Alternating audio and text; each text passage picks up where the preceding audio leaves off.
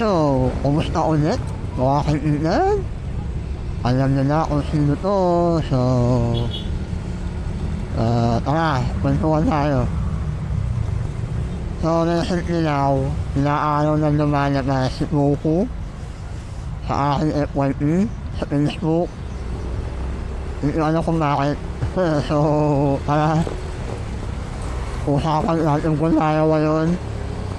Gawin natin sa content.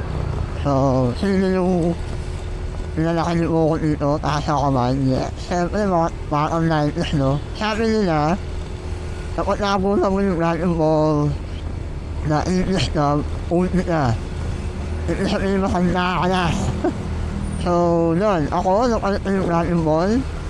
Hindi ko makalala kung ilan taon ako, pero nakabutan ko sa Siklanong 9, RPN 9. Yan. English na. Yan. Okay. So, alam nyo na, makanda na, English na, manaabutan. So, ang naalala ko doon is Red Ribbon Army eh. Yan. Yung first time na umakit sa sa Paris. Ang naaalala kong villain doon is si Tao Quite. Ang awas ko ni Tao Quite.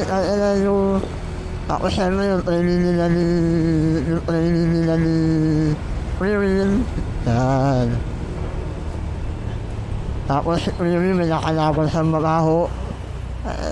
Hindi ko alam paano kaya nangyari yun na walang inusit alin, no?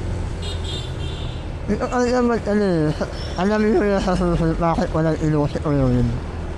Tapos, yun, ang pinakahuli art kalit ko sa Dragon Ball sa kaya na inasukan yan. Yung inali na si Goku. Ay, inali siya ni Goku pala. Yung inupasalut na ni Piccolo. Tapos, inilabas na si Piccolo. Yan, yun yung pinakahuli ko naaalala ko eh. Kasi yung susunod, tapos noon, siyempre, bata ka, nakakalimutan mo na manood noon.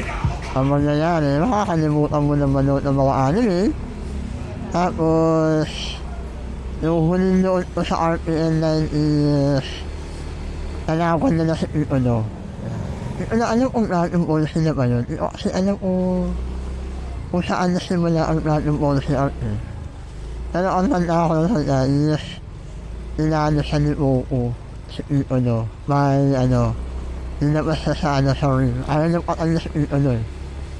Tapos yun. Yun lang. So, anong memories sa Dragon Ball?